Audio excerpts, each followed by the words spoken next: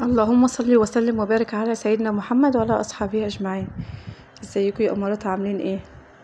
النهارده بقى هنعمل سندوتشات برجر. الصراحه مش انا اللي عاملاه، انا جايباه جاهز. اسمه بيف برجر اللي هو حلواني. كنت جايباه ب200 وحاجه. فالنهارده بقى انا هجربه معاكم وكده، فبيقولوا حلو وما بيكشش، وما بتيجي تحمريه وكده ما بيكشش. ويعني فيه برجر بتجيبيه بيصغر وكده بيكش وكده، مع كده بيقولوا القطعة بقطعته كده وما بيكش. دي كيلو، مكتوب عليه كيلو. واللي احلى ما فيه ان هو متغلف كده 2 في كيس، في مشمع مقفول عليه من الجنب ده ومن الجنب ده. انا بقى هطلع على قد الاكل واحمر وكده. وكنت مولعه على شويه رز بسمتي. اللي حابب ياكل بقى بالكايزر وكده ياكل، واللي حابب ياكل بالرز البسمتي ياكل عادي، عشان الاطفال الصغيرين لو حبوا ياكلوا رز بسمتي وكده. هنا انا طلعت على قد الاكله، وما بنسيبوش بره يا بنات عشان ما يفكش مننا وبيبقى ميه. لا، هناخده ونحطه في الفريزر على طول. هناخد على قد اكلتنا ونحطه في الفريزر. هنا كنت جايبه كايزر، كنت في المنصوره جايبه كيسين وكده من الفرن من المخبز. في 6 الكايزر، 6 كايزرات عليهم سمسم، الستة ب10. فجبت كيسين، الكيسين ب20 جنيه.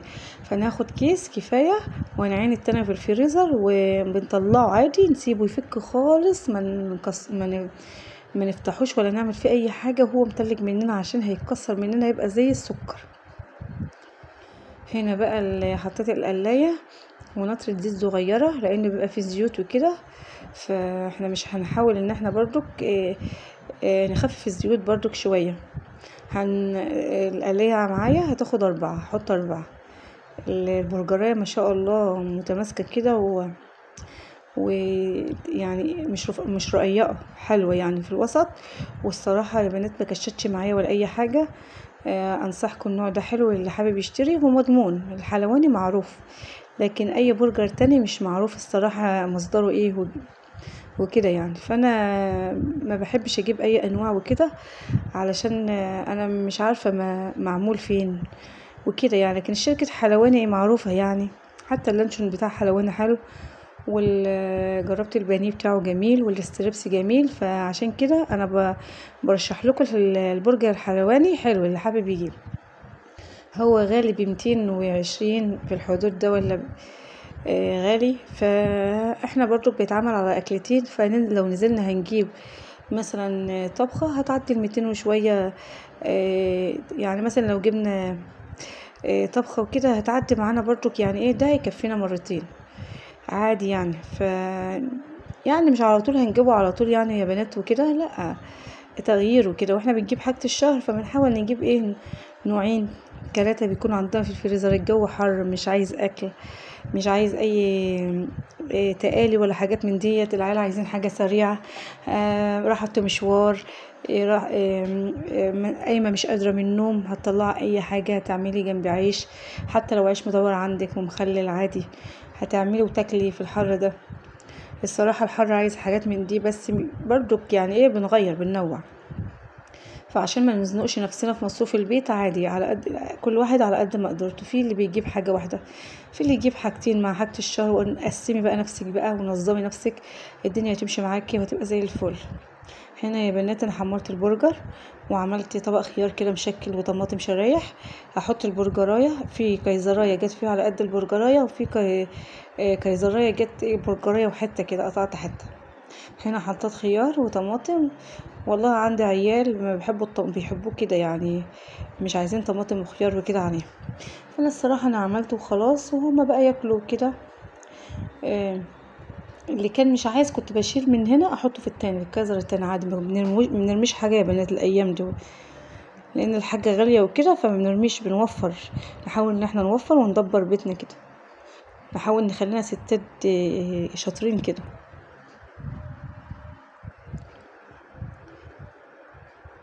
هنا بقى هعمل ال6، وهيفيد 3 برجرات وحته. الرز البسمتي كان بيتردد على النار. الرز البسمتي يا بنات عملته كام مره، بس هقول برضو كان بعمله ازاي. بصلايه قطع صغيره، طماطمية قطع صغيرة اللي انا عاملاه دلوقتي، حاطه فيه طماطمية قطع صغيرة، مرق الدجاج، البهارات الكبسة، حاطه ورق لوري، وحاطه قرفة كنت شلتها، وليمونية مجففة اللي هي اللومي دي، وعادي ما كانش عنده شوربة حطله مية. وهتشوفوه الوقت يا بنات ما شاء الله، ما فيش حبايه لازقه في التانية، بينزل معايا من الحله لا حبايه لازقه في التانية ولا اي حاجه.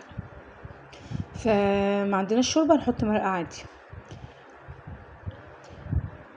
وانا برضك بعمل البرجر كده، ما ننساش نصلي على الرسول، اللهم صل وسلم وبارك على سيدنا محمد وعلى اصحابه اجمعين، واستغفر ربنا كده واحنا واقفين كده.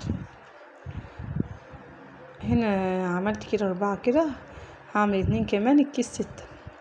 وقبل ما التاني يفك قمت رحت حطيته على طول في الفريزر، لان لو فك وكده عشان ما نيجي نطلعه مبيطولش معانا وكده.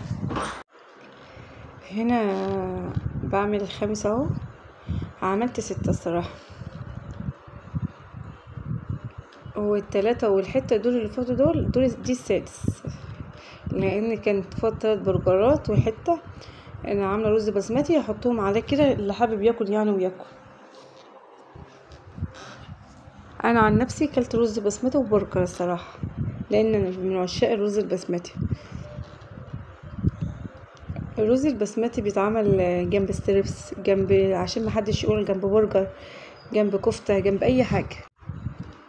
هنا ده 6 كايزرات بالبرجر، وهنا بقول لكم ده الشكل النهائي. وهنا الرز البسمتي بقى هقلبه كده، وانا بقلبه كده يعني مفيش رزايه ماسكه التانية.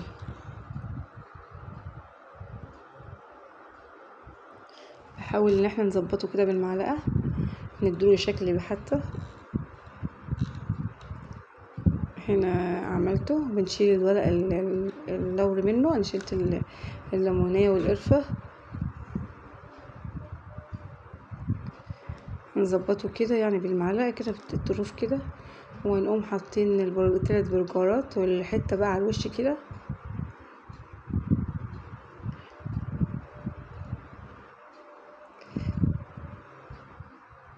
هنا كنت خلصت كده، جو حر مش قادرين نقف في الحر. هنا خلصت الطبق ده كمان. هنا ده الشكل النهائي.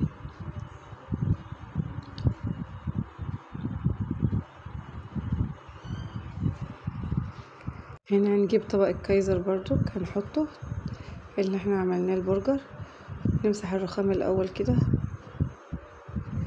هنمسحها ونحط الطبق بقى الكايزر، ونحط طبق المخلل. وكده دي الشكل النهائي للغدوة بتاعتنا النهاردة، غدوة سريعة وسهلة والجو حر. العيال طلبوا بقى كده، فمرة كده يوم كده ويوم كده. يا رب الفيديو يكون عاجبكم، والسلام عليكم ورحمة الله وبركاته.